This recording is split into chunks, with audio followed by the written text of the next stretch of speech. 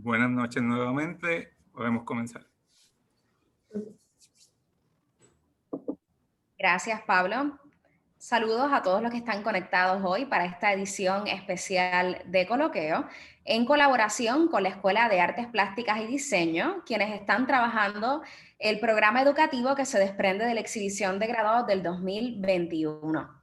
Mi nombre es María del Mar Caragol Rivera y sirvo de la dirección del programa de Artes Plásticas, y hoy tengo el placer de conversar con Axa Aurora Colón Rosado, quien está con nosotros como parte de este programa educativo para hablarnos sobre un proyecto de tesina que ella logró presentar fusionando la neurociencia con la educación en las artes. Así que procedo a leer una breve biografía de Axa y compartirles la presentación que va a estar dirigiéndonos en la noche de hoy. Axa Aurora es una artista nacida en Morovis, Puerto Rico. Sus primeros pasos en el arte fueron a temprana edad, siendo influenciada directamente por su familia. Su madre es modista y su padre ebanista, de igual manera sus hermanos pintores y escultores. De sus 5 a 10 años estuvo en cursos de arte en la Escuela de Artes Plásticas y Diseño de Puerto Rico. Luego, a sus 13 años, se transfiere con su familia al área metropolitana, donde continuó clases de arte en la Escuela de Bellas Artes de Carolina, donde tuvo como mentor a Melquiades Rosado, quien comenzó su pasión por la escultura. Posteriormente decide continuar estudios universitarios en la Escuela de Artes Plásticas y Diseño de Puerto Rico, haciendo un bachillerato en Bellas Artes con una concentración en escultura. Ha participado de varias exhibiciones colectivas en diferentes espacios como Casa Escuté, el Colegio de Arquitectos, Galería Guatibiri, la Escuela de Artes Plásticas y Diseño, y en estos momentos tiene su obra escultórica en la sala este del antiguo arsenal de la Marina Española, que está en exhibición con esta excelente muestra de graduandos del 2021. La exhibición está de lunes a viernes en horario de 8:30 de la mañana al mediodía y luego de 1 de la tarde a 4 de la tarde. Es completamente gratuita y se alimenta precisamente de estas iniciativas educativas que permiten que traigamos un poco más de dinamismo y profundicemos sobre todo lo que tiene que ofrecer la Escuela de Artes Plásticas y Diseño, más allá de quizás los departamentos tradicionales que nosotros conocemos. Así que ahora comparto con ustedes de Axa Aurora. Hola, buenas noches. Mi nombre es Axa Aurora. Voy a estar presentando mi proyecto de investigación tesina. Se titula Neuroestética, una mirada biológica del arte. Comenzaré a dar unos objetivos que tengo en la presentación. Uno de ellos sería estimular la creación de las artes con un conocimiento en neuroestética, relacionar las artes con la evolución humana, definir neuroestética, arte y belleza, la importancia del cerebro en la percepción y en la creación de las artes, la belleza como ese contenido importante de la obra, y por último, una comparativa entre un objeto bello y un objeto sublime. En un breve resumen de lo que sería la investigación, Neuroestética, una mirada biológica del arte, es una investigación que propone entender el arte y la percepción del mismo desde un punto de vista filosófico y científico. Invita a cuestionarse la experiencia estética y el valor de la misma, y cómo las variables culturales no necesariamente influyen en la apreciación de la belleza, con el fin de crear arte con una base en neuroestética. Además, brinda el conocimiento de cómo es que la percepción del arte y la creación del arte se está relacionada a la evolución humana. Sigo con el trasfondo histórico de la neurociencia. Cito a la doctora Celia Abreu Sánchez: hoy el concepto de la belleza debe ser buscado en el cerebro. Para comenzar, voy a dar la definición de neurociencia, y la neurociencia es una rama de la ciencia que estudia la estructura y la función química del cerebro. La neurociencia se compone de diferentes disciplinas heterogéneas que estudian el sistema nervioso central, que viene siendo la médula espinal y el cerebro, y el sistema nervioso periférico, que son todos los nervios que llegan a las extremidades de nuestro cuerpo y a través de ellos que podemos tener información de estímulos externos. Cabe mencionar que las disciplinas heterogéneas se encuentran en neuropsicología, neuroartes, neuroestética, neurología, entre otras. Comenzando, voy a dar algunos pioneros dentro de la historia de la neurociencia. Comenzó con Alcmeón de Crotona. Alcmeón de Crotona se remonta al siglo V antes de Cristo, y él es el primero en proponer que el cerebro es el generador de sensaciones y pensamientos. También empieza a contrastar el sentir y el entender. Luego continuó con Aristóteles en 384-322 a.C., que él creía que la inteligencia provenía del corazón y que el cerebro era un órgano que trataba de mantener la temperatura de la sangre apta, que era sobrecalentada con el corazón. Ahí están las dos teorías principales que le dan surgimiento a diferentes investigaciones que se hicieron durante la historia, que viene siendo la teoría encefalocéntrica y la teoría cardiocéntrica. Por otra parte, tengo a Galeno de Pérgamo. Tengo un análisis de función estructural del cerebro y el cerebelo. Él decía que el cerebro se encargaba de las memorias y las sensaciones, y el cerebelo, al ser una parte más rígida del cerebro, se relacionaba más a la masa muscular. También estudia los nervios cerebrales y la médula espinal, y tiene una conexión, y la conexión que ellos tienen con los órganos periféricos. Clasifica nervios motores y médula espinal, y nervios sensoriales en el cerebro. Tengo a René Descartes, 1596 a 1650. René Descartes defendía la teoría mecanista. En este caso, estudiaba el comportamiento animal. René Descartes entendía que no era suficiente para entender el comportamiento humano estudiar la teoría mecanista, porque él proponía que el humano dispone de un alma y un intelecto. Okay. La mente brinda cualidades humanas, y él es el primero en mencionar y hacer esta diferencia entre el cerebro y la mente, que son una de las cosas que se estudian hoy mismo en la neurociencia. Thomas Willis comienza a definir funciones psicológicas y cognitivas en la corteza cerebral, y también estudia funciones motoras, voluntarias y memoria. Tengo a Luigi Galvani en el siglo XVII, que descubre la electricidad en el cerebro, y por último Santiago Ramón y Cajal en el siglo XX, que descubre la neurona como unidad básica del cerebro. Las 6 etapas fundamentales de la neurociencia, la primera se caracteriza porque se remonta a la antigua clásica, parte del mundo medieval e inicios del Renacimiento. Se predominan las teorías encefalocéntrica y cardiocéntrica, que había mencionado anteriormente, el ejemplo de Alcmeón, Aristóteles e Hipócrates de Cos. La segunda etapa comienza en Renacimiento e inicios de la modernidad. Esta etapa se caracteriza porque hubo una revolución científica, y es la primera vez que se utiliza el método científico para analizar el cerebro. La tercera etapa se remonta al siglo XVIII, y se descubre la actividad eléctrica en el cerebro. También se hacen unos análisis de electrofisiología neuronal, que son las propiedades eléctricas de las neuronas.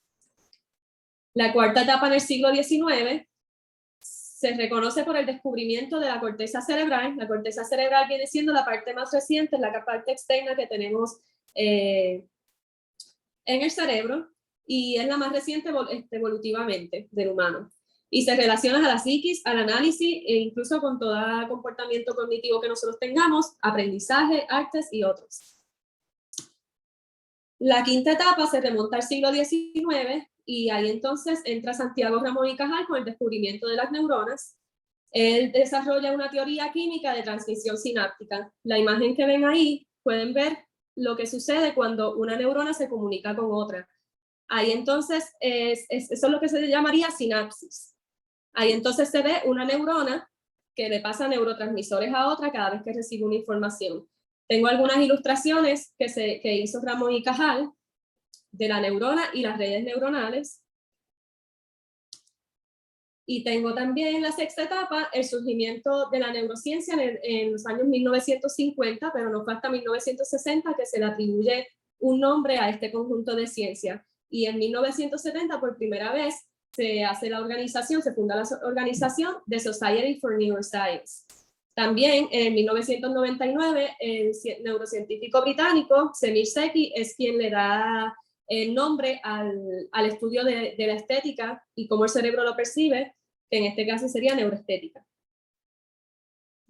Tengo el cerebro que tiene dos funciones. Tiene una función biológica y tiene una función cognitiva. La función biológica del cerebro se encarga más bien de que nosotros podamos respirar, podamos caminar, que el corazón esté constantemente bombardeando sangre. Esa sería la función biológica del cerebro, pero también tenemos una función cognitiva. Cuando se habla de una función cognitiva, es que ya involucra la psiquis y el análisis del ser humano, y esta función cognitiva es la más presente que está y la más presente que está en nuestro diario vivir, en la toma de decisiones, especialmente cuando vamos a elegir un auto, cuando vamos a elegir la ropa que nos vamos a poner, la decoración del hogar.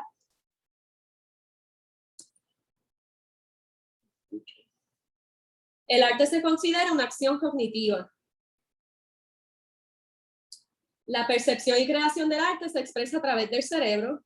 Tengo a Seki, que considera que una teoría artística debe tener una base en neurobiología para que sea sustancial. Si el artista tuvo el placer estético y el espectador también, Seki considera que hay una organización de neuronas.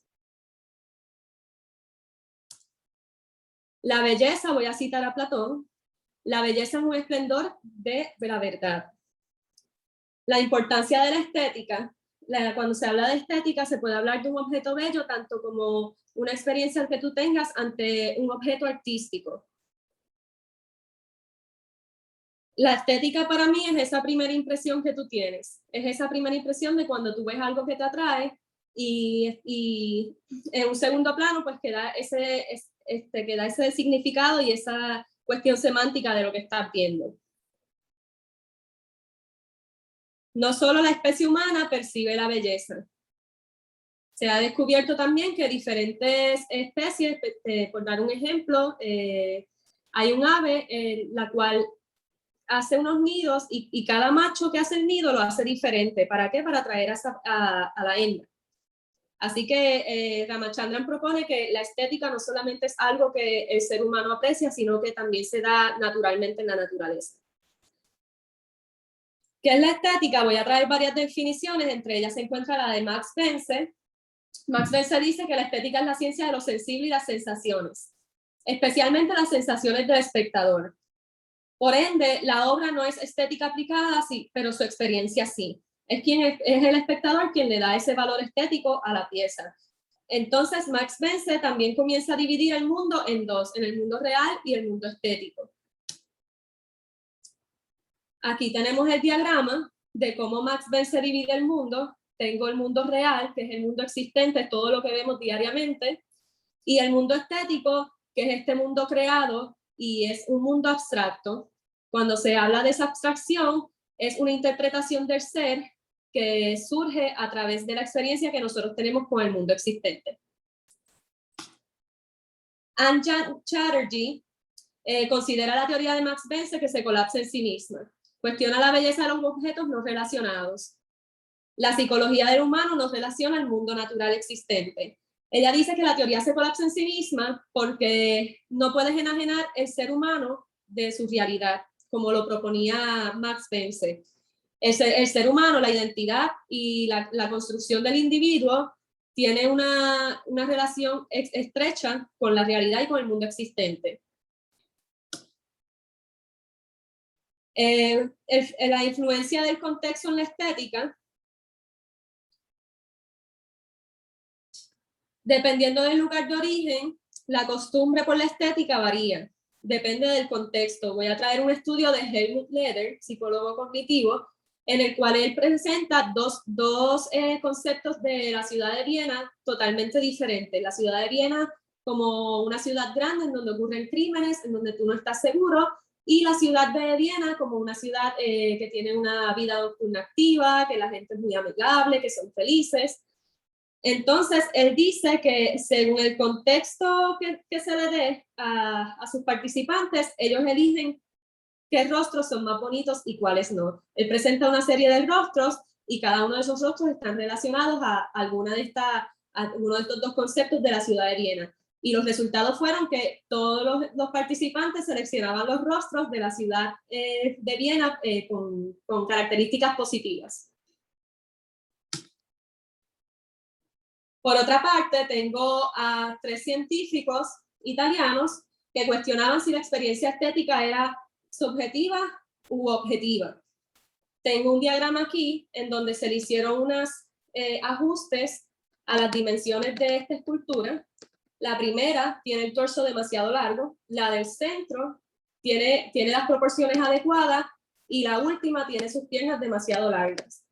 Ellos descubrieron que a pesar de que el tiempo siga pasando, estas esculturas de arte clásico se pueden considerar bellas incluso en la edad moderna en que estamos. Así que para ellos la belleza es algo que trasciende los años y el estilo se relaciona más a lo cultural. Ellos también descubrieron que la ínsula derecha y la amígdala se activaron. La amígdala es una parte del cerebro que pertenece al sistema límbico. Es la parte que está marcada, la primera imagen a la izquierda. La amígdala se encarga de las emociones y por otra parte tenemos la ínsula derecha que se encarga de las percepciones y la integración emocional que el individuo tiene con las experiencias.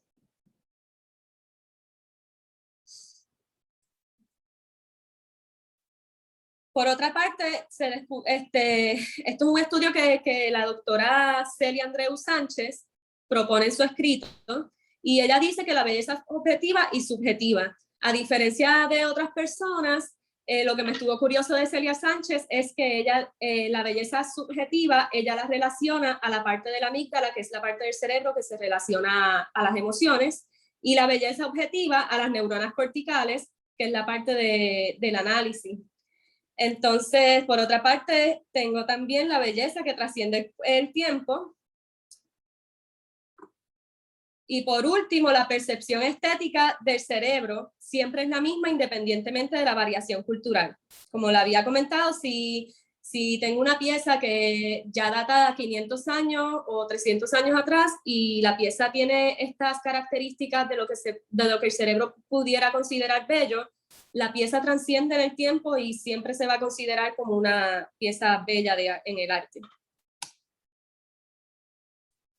Tengo a Virayanur Ramachandran, es el neurocientífico con el cual yo baso mi investigación. Virayanur Ramachandran, él es de la India y él crea estas 9 leyes universales del arte o de la estética. Él pretende brindar una explicación científica de lo que sucede, pero de lo que sucede en la percepción del arte, pero tampoco trata de invalidar la cultura porque él dice que la cultura le da esa riqueza de variedad en las artes. En las 9 leyes universales, en primer lugar, tengo la ley de agrupamiento. La ley de agrupamiento consiste en manchas para definir un objeto o elementos gráficos con un contorno visual interrumpido. Tienden a agruparse. En la primera imagen, se fijan ahí, son unos rostros realmente, pero las manchas, en primer lugar, el cerebro como agrupa la imagen, los rostros se quedan en un segundo plano. Así que lo que tú estás viendo es una rama, es un árbol, en primer lugar. Y en la segunda imagen tengo estos 3 elementos que al no estar distanciados totalmente, el cerebro automáticamente los agrupa, porque tienen una línea de contorno visual ininterrumpida. La explicación científica que da Ramachandran para esto es, él da el ejemplo de un león camuflajeado en la naturaleza. Él dice que esta ley de agrupación es una ley evolutiva del ser humano que nos permitió pues, sobrevivir a diferentes depredadores y por eso es que él asocia esta ley de agrupamiento a un león. Ley de cambio máximo, el cerebro responde a estímulos exagerados. Exagerar la información más importante. Les doy el ejemplo de la caricatura. La caricatura consiste en agarrar esas características que diferencian al individuo de otros y exagerarlas. Igual tenemos la Venus de Willendorf, es una escultura antigua, en donde se exagera el busto como significado de fecundidad y de abundancia. Por otra parte, tengo el experimento que se hicieron con gaviotas. Esto fue un científico que decidió coger unos polluelos de esta gaviota y primero creó un pico falso y le hizo el círculo rojo que la mamá del polluelo tiene luego entonces crea un cartón y por último crean 3 rayitas. Él está tratando de experimentar la reacción del polluelo ante esa información que él entiende que es una supervivencia para él, picarle el círculo rojo que tiene su mamá en el pico para ordenar comida. El científico descubre que mientras más rayas él hacía en el cartón, más el polluelo tendía a picar y con más desesperación. Él entiende que como se exageró la información, es por esto que el polluelo actúa de esta manera. Y él también da un ejemplo, propone que la teoría del surgimiento del arte abstracto y el semiabstracto es básicamente lo mismo de la ley de cambio máximo. La exageración en los colores, en las formas, pues eso es un estímulo ultranormal, lo que llamaría Ramachandran. Tengo un ejemplo de una pieza de arte abstracto. Tengo la ley de contraste, esto es una de mis leyes favoritas que también la apliqué para la pieza de graduación. Según la ley de contraste, según la ciencia, la ley de contraste es un cambio repentino de luminosidad. Gracias a la luz es que nosotros podemos ver texturas, colores, formas, y esas diferencias entre texturas y colores y formas viene siendo un contraste visual. Pero también Ramachandran propone un contraste conceptual, y el contraste conceptual viene siendo que el cerebro percibe algo que no es. En la siguiente slide pues tengo el contraste de colores, un ejemplo de contraste de colores, y tengo también una pieza de Tara Donovan en la cual ella realiza un cubo, pero si se fijan bien, el cubo parece que tiene una terminación como si fuese un pelaje animal. Ella está ahí creando un contraste entre la geometría y lo orgánico. También, cuando se fijan, son alfileres. Así que el contraste conceptual, ella lo logró en esa pieza al uno percibirla y pensar que es pelaje, pero realmente son alfileres metálicos. La ley de aislamiento consiste en dejar una principal fuente de información. La fuente puede ser color, forma o movimiento. El ejemplo ahí, el primer caballo con movimiento viene siendo un dibujo de una niña con autismo.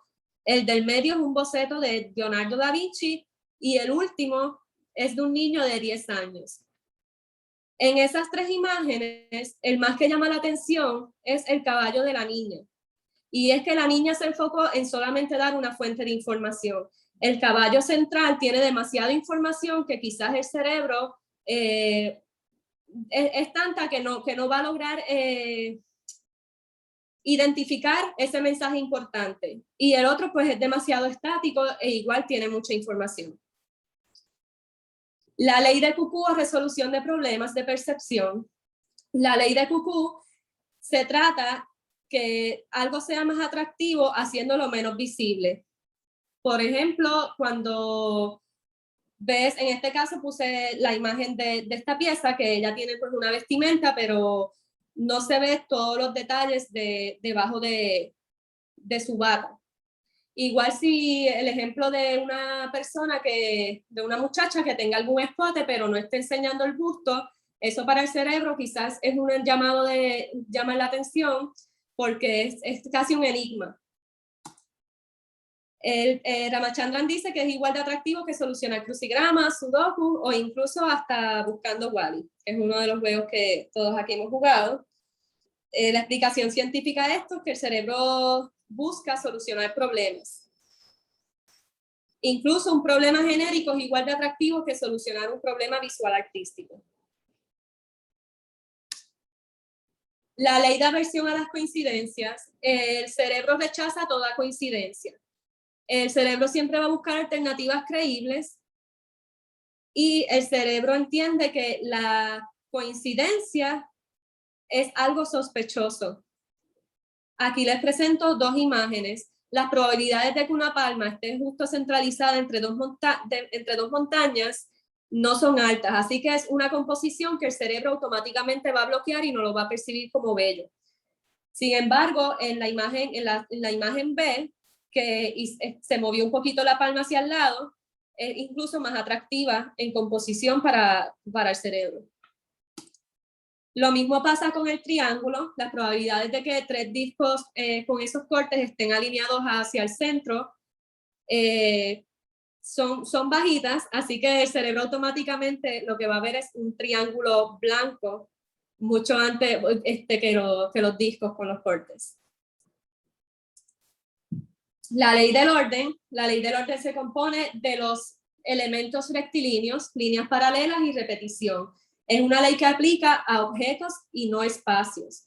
El cerebro impone una necesidad de regularidad y previsibilidad. Ramachandran le está curioso que el artista logra un equilibrio entre la regularidad extrema aburrida y el caos completo. Tengo aquí la imagen de Tara Donovan en una de sus instalaciones y al lado derecho tengo la imagen de Lee Borodson. Lo curioso de ellos es que no utilizaron elementos rectilíneos, pero a través de la repetición de esa misma forma, de diferentes tamaños o incluso del mismo material, tú puedes crear una armonía dentro de un caos. Ley de simetría. El cerebro humano prefiere la simetría. Dicha ley está sujeta a objetos singulares y no a espacios. Si fuera demasiado ordenado un espacio, recaeríamos en la ley de aversión a las coincidencias. No es normal tú entrar a un espacio y que todo sea simétrico, la mesa, las sillas, todo. La explicación científica para eso es que proviene de un instinto animal, elegir una pareja para la supervivencia, y los animales relacionan la asimetría con parásitos y enfermedades. Se puede ver mucho que cuando alguna criatura, un gatito bebé o algo, nace con alguna deformación o sin alguna patita, las mamás lo tienden a abandonar. Ley de la metáfora consiste en elementos de la pieza, que elementos de la pieza tengan un significado. Las metáforas visuales son captadas más rápido que las metáforas literales. El hemisferio derecho siempre agarra la metáfora visual mucho más rápido y el izquierdo es el que le agrega el significado. Tengo el ejemplo de una estatuilla arenisca en la cual en la parte superior tiene un ramillete de mangoes. Eso significa fecundidad.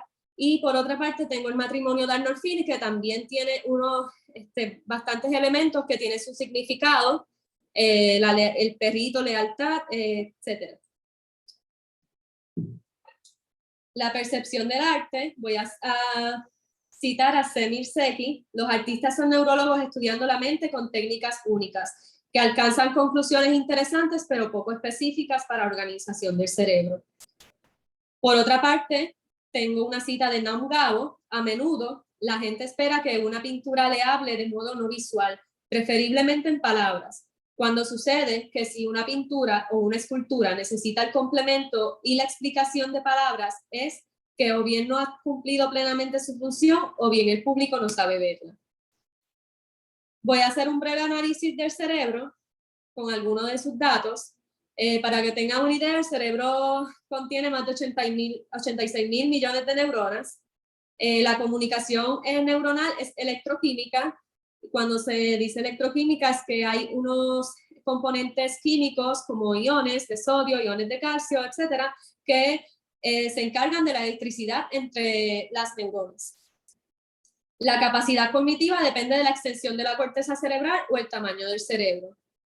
Mientras más circunvoluciones tenga el cerebro, más inteligencia. Eso es un ejemplo de las circunvoluciones. Vienen siendo todos los pliegues que tiene nuestra corteza cerebral. Mientras más pliegue, obviamente, pues más corteza cerebral cabe dentro del cráneo. Tengo a Paul MacLean para los años 60. Él propone el cerebro triuno y comienza a dividir el cerebro en 3 capas. El cerebro reptiliano, que se encarga de todas nuestras funciones biológicas básicas, estar alerta, despertarnos, comer. Tenemos el cerebro límbico, el área límbica del cerebro, que viene siendo la parte de la amígdala y todo lo que tenga que ver con nuestras emociones. Y por último, la neocorteza, que es la corteza cerebral. El cuerpo de la neurona posee una membrana semipermeable y dentro de ella el citoplasma, sustancia que contiene iones. La membrana impermeable de la célula es esa línea, ese contorno que ven violeta, que está protegiendo el núcleo de la célula. Y el citoplasma es un líquido que se encuentra dentro de esa membrana. La membrana tiene la capacidad de limitar pasos de iones y salidas de iones. La célula envía elementos químicos cargados eléctricamente. Cuando estos elementos químicos cargados eléctricamente son iones de sodio e iones de calcio. La neurona mantiene una pequeña carga negativa en su interior cuando se mantiene con potasio y los iones de sodio se trasladan al citoplasma y cambia la polaridad. Así que la neurona cambia de polaridad cuando tiene ese estímulo y esa información es trasladada a otra neurona. Pero nada, se quedan en un estado de reposo para luego entonces recargar y pasar más información. Decodificación neuronal. No existe conexión entre neuronas. Como había mencionado anteriormente, la sinapsis no es una conexión directa, sino que están bastante cercanas. La decodificación surge a través de la sinapsis. Nuestras acciones dependen de los neurotransmisores liberados y cuáles desea recibir la otra neurona. La decodificación surge entre redes neuronales y no necesariamente están unas al lado de la otra. Puede que tú tengas algún estímulo externo y ese estímulo externo active unas neuronas cerca, active unas redes neuronales que no necesariamente están unas al lado de la otra. Pueden encontrarse quizás en la parte de la corteza, como también en otras áreas del cerebro. Ahí tengo una imagen del espacio intersináptico. Como había mencionado, las neuronas no se conectan entre sí, sino que ocurre una comunicación bastante cercana. Para que eso ocurra, hay una neurona presináptica, que es la que se encarga de liberar esos neurotransmisores, y la neurona postsináptica atrae esos receptores a la membrana. Cito a Luis Miguel Martínez Otero: el trabajo de un pintor no es muy diferente al del neurocientífico. En muchos aspectos es más de lo que nos une que lo que nos separa. Así, desde hace miles de años, los pintores tratan de generar en un soporte bidimensional y estático como una pared de roca o un lienzo, imágenes que se asemejan a una experiencia perceptiva, rica y compleja, el mundo en el que viven. Los neurocientíficos, por su parte, toman un camino inverso e intentan averiguar cuáles son las reglas de la gramática interna que permite al cerebro construir una realidad subjetiva del mundo que nos rodea.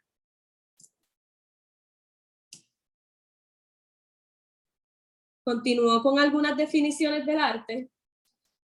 Cabe mencionar que las definiciones del arte están sujetas a la cultura, al contexto o al tiempo histórico. Tengo a Nelson Goodman, filósofo estadounidense, 1968, analizó el arte como un conjunto de elementos simbólicos artísticos creados por el espectador y las emociones que provoca en el individuo. Es decir, que la construcción de símbolos ayudan a crear y comprender la realidad. Estos símbolos coexisten y se relacionan con otros símbolos en el diario vivir. Los símbolos representan, ejemplifican y expresan.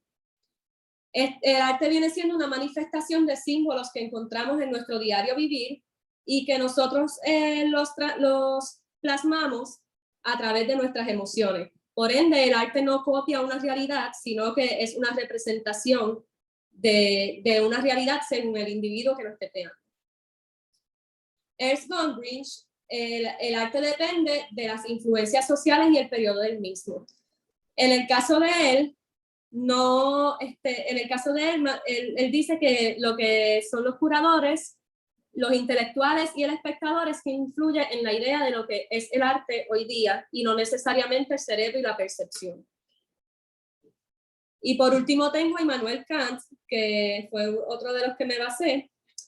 Para que un objeto sea considerado arte, tiene que tener un valor estético. Esa primera impresión estética deja en un segundo plano el significado y el asunto semántico de la pieza. Esa pieza que ven ahí es una pieza de Tara Donovan. Ella utiliza mucho el contraste conceptual y si se fijan, pues no se ve como un tipo de algodón, pero en realidad son acrílicos. Voy a hablar un poco del concepto occidental del arte, se remonta al siglo XVIII. En el siglo XVIII en el occidente se comienza a hacer una separación entre el arte y la artesanía. El arte es un objeto libre de propósito funcional. El arte es concebido solo para el disfrute, es una contemplación desinteresada. El cerebro y el arte, por Diercel Sotos, es otro de los libros que está influenciada en la investigación, y según estudios científicos, la corteza orbitofrontal, las áreas visuales y la corteza motora juegan un papel importante en la apreciación de la belleza. Esa imagen que tiene ahí, que tiene una área marcada, es la corteza orbitofrontal. Es un centro de placer y recompensa, mantiene una relación con el sistema límbico, como había mencionado anteriormente. El sistema límbico se encarga de las emociones del individuo, de la memoria y también de la memoria. La percepción no solamente está relacionada directamente al ojo, sino que es una relación entre el ojo y el cerebro. Las cosas que el ser humano puede ver es porque hay luz, y esa luz es la que pasa a través de los fotorreceptores del ojo y entonces envían un impulso eléctrico al cerebro. Y ahí nosotros podemos ver y percibir lo que está enfrente. Existe una memoria visual. Cuando yo hablo de una memoria visual existente, es que ya el cerebro ha visto cosas anteriormente y quizás no necesariamente requiera un análisis de entender lo que está percibiendo, sino que ya lo capta como un objeto que ya ha visto y que ya es totalmente natural para él. Y se puede ver desde los niños. El cerebro percibe la información de una manera bidimensional y la tridimensionalidad es un constructo del cerebro. Otros componentes de la visión, tengo la corteza cerebral, aproximadamente tiene 30 divisiones relacionadas con la visión. La información entra por la retina y termina en la corteza retina cortical, que es la parte que ven anaranjada, se encuentra cerca del lóbulo occipital, y ella percibe el procesamiento visual, la textura, el contorno y los colores. Algunos ejemplos de artistas que han utilizado la percepción y que han jugado con la percepción visual dentro del arte, pues se pueden encontrar los artistas impresionistas, que son pioneros en la luz y el color. Tengo a Da Vinci, que utilizaba una técnica de alta luminancia en algunos colores, colocándolos al lado de colores que no tenían tanta luminancia, y así entonces él podía identificar qué objetos estaban más cercanos y cuáles estaban más lejos. Los bocetos es otro de esos ejemplos. Lo lindo de los bocetos es que extrae la información más importante. Es por eso que es un contorno, es por eso que es un impacto visual. Como había mencionado anteriormente, es casi como la resolución de problemas, lo ve como una ley de Cuckoo. Es un enigma. Tengo a John Hay, se inspira en la falta de homogeneidad de la percepción visual. Él más bien se inspira en cuando el ser humano enfoca, siempre va a enfocar la parte frontal, pero a sus lados comienza a perder visibilidad, y casi todas sus piezas se inspiran en eso. Deborah Sperber utiliza espejos y binoculares invertidos para efectos ópticos. La artista una cita del artista sería que le interesa el vínculo entre el arte, la ciencia y la tecnología, cómo los ojos y el cerebro priorizan y cómo la realidad es una experiencia subjetiva más que una verdad objetiva. Por último, voy a hablar de mi pieza de seminario, que tiene varias de las 9 leyes universales de la estética propuestas por Ramachandran. En esta pieza yo buscaba crear una experiencia sublime en el espectador, así que voy a traer algunas definiciones que utilicé para de lo que significa esa experiencia sublime. Edmund Burke dice que lo sublime debe tener una percepción de magia y placer. La belleza sublime viene acompañada por un sentimiento de inferioridad. Cuando se habla de un sentimiento de inferioridad, es que te sientes demasiado empequeñecido ante tanta grandeza y ante tanta belleza de un objeto.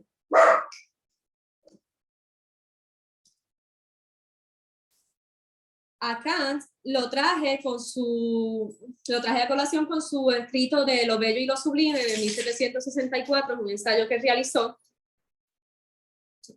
Kant define la belleza como la belleza que contiene una estética agradable y ornamento, a diferencia de lo sublime. Lo sublime es de gran escala y simplemente tiene lo esencial. Es bello, pero tiene lo esencial, no necesita ornamentos para ser bello. También lo sublime tiene un alto nivel estético y causa unas emociones más fuertes en el espectador que algún objeto bello. Tengo aquí por último mi pieza final de graduación. La pieza hace alusión a que nosotros no somos entes separados de una realidad, por eso utilizo un mismo diseño en el cual tú te pudieras introducir a la pieza o verla desde afuera y tener dos experiencias diferentes, dos experiencias estéticas diferentes como espectador. En la segunda imagen, ahí pueden ver las dos experiencias. Desde afuera se ven los colores, se ven las texturas y desde adentro se ve cómo la luz refracta a través de la tela. Y claro, los colores también cambian. Se ve más translúcido también el material.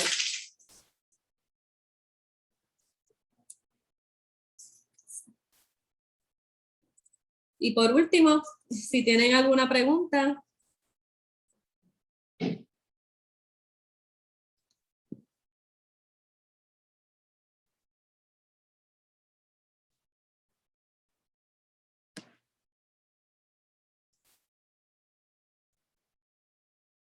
No te escucho.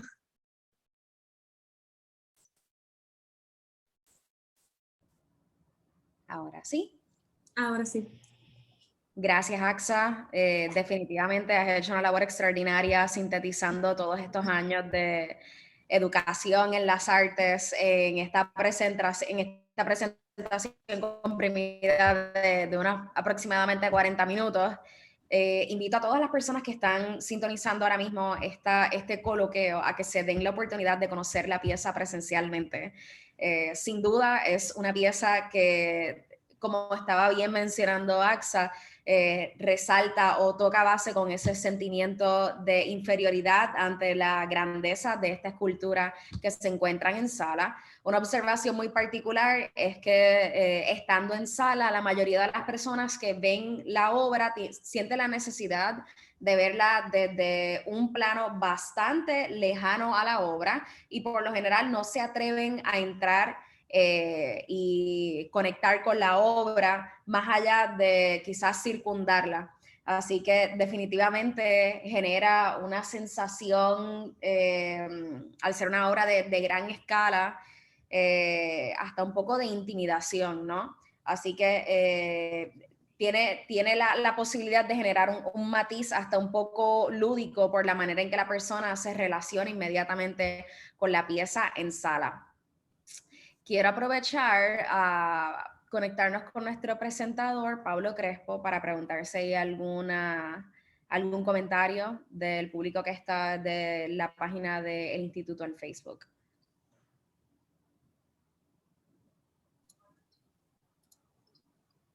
Sí, saludos por aquí nuevamente, ¿verdad? Veo varias personas que en las distintas páginas que lo hemos compartido, una de las inquietudes que vi es cómo tú llegas a interesarte por la neuroestética, o sea, cómo tú llegas a la neuroestética, pero no, la pregunta no va pues como tu tema de estudio, sino tú como persona, ¿qué te llevó a ese punto? Mira, pues desde temprana edad a mí siempre me ha dado mucha curiosidad la función del cerebro, desde que era adolescente. Y nada, esta curiosidad por el cerebro y el arte comenzó directamente pues con mi familia, porque una de las interrogantes que yo me hacía era si el arte o el talento tú lo podías heredar o era algo aprendido. Y nada, y empecé a leer sobre la información y varias teorías sobre el asunto, pero no es hasta que yo entro a la Escuela de Artes Plásticas que tomo una clase de estética con Carlos Lago, y a través de él fue que conocí el término neuroestética por primera vez. No sabía que ese término, sí había buscado como investigaciones previas del asunto, pero no sabía que existía tal término. Gracias, bien interesante, ¿verdad? Porque esto de lo que llamamos neurociencias es algo que es al palo, que está hoy día, ¿verdad? Mucha gente lo está estudiando y hay campos donde todavía están reacios a integrarse a estos nuevos conceptos de estudio. Y uno es el de la historia, ¿verdad? Yo soy historiador y hay términos que los historiadores le ponen una cruz como si fuese un vampiro o algo así, ¿verdad? Y uno de ellos es esto de neurociencia y otro como el psicoanálisis, que tienen un terror. ¿Qué tú tienes que opinar sobre eso, Axa? ¿Sobre el miedo a esos términos en general o...? Sí, porque tú estás trayendo un tema, unos conceptos que no son los que usualmente el artista, cuando digo el artista ya con mucha más experiencia, conoce, y que esto se está viendo, que se está desarrollando, o es una nueva visión, o lo están viendo como algo que está llegando al ambiente y que es realmente nuevo, aunque esto lleva años estudiándose. Sí, lleva realmente, pues, surgió la neuroestética en el 99. Sí hay varias personas que han estudiado, pero desde otros campos, desde la neuropsicología o la neurología, neurobiología. En cuanto a eso, pues yo entiendo que el cerebro es un ente importante como desarrollo, o sea, desde interaccionar entre nosotros, como desarrollo del individuo. Tú no puedes obviar las funciones del cerebro totalmente. Entonces, por otra parte, pues, para mí la cuestión del cerebro es tan importante como puede cambiar tu vida por completo, desde un accidente que tú tengas en el cráneo, que hay gente que después de que ha tenido accidentes cerebrales han comenzado a hacer arte, han comenzado a tocar música, y eran personas que no estaban en ningún momento en su vida relacionados a las artes. Así que esta cuestión del cerebro, nosotros somos seres pensantes y también, como había mencionado anteriormente, no podemos obviar esas funciones porque a través del cerebro es que nosotros funcionamos, nuestros órganos funcionan, Sí. a través del sistema nervioso. Gracias. Mira, ya llegaste a este paso. ¿Qué viene próximo? ¿Cuáles son tus proyecciones futuras? Pues me gustaría continuar con el tema de neuroestética o neurociencia. Me gustaría quizás en algún momento eventualmente hacer una maestría. Quizás pueda relacionar algo de arte terapia también, pero me interesa educar, me interesa dar talleres quizás a personas que tengan algunas condiciones, y pues con el conocimiento de cómo funciona el cerebro se les pueda facilitar a ellos. O sea que hay bastantes opciones que entiendo que puedo tener, además del taller. Pero... Gracias, Axa. Nada, María del Mar, paso el micrófono contigo nuevamente y te deseo mucho éxito, Axa, en todos tus proyectos y en tu futuro. Cuídate. Gracias. Quería comentar que el que quiera leer el proyecto, ¿verdad? La tesina, está disponible en la Escuela de Artes Plásticas, en la biblioteca. Perfecto. Y gracias por hacer disponible ese recurso, porque adicional a tener esta conferencia archivada próximamente en la biblioteca de Coloqueo en YouTube, definitivamente este proyecto de tesina va a tener un alcance y unas repercusiones un poco más allá de lo que quizás podemos ver en este momento. Te pregunto, ¿cómo decidiste nombrar este proyecto de tesina con el título que se llama Neuroestética, una mirada biológica del arte? ¿Cómo decidí ponerle ese título? Sí, porque... Pues mira, neuroestética, básicamente el título, la mirada biológica del arte, es una definición que yo le di a la palabra neuroestética. Así que así fue que surgió el título de la tesis. Es un resumen de lo que estudia la neuroestética. O sea, es una, digamos que pues, es más global, pero sí. Qué bien. Pues a todas las personas que están conectadas aquí con nosotras, están invitados a escribirle directamente a AXA para quizás encontrarse en la sala de exhibición de la exhibición de grados del 2021 de la Escuela de Artes Plásticas y Diseño, que estará, como mencioné anteriormente, de lunes a viernes de 8 de la mañana al mediodía y luego de 1 de la tarde a 4 de la tarde en el antiguo Arsenal de la Marina Española. Y quizás pueden hablar un poquito más sobre esta neuroestética, una mirada biológica del arte. AXA, te auguro muchísimo éxito.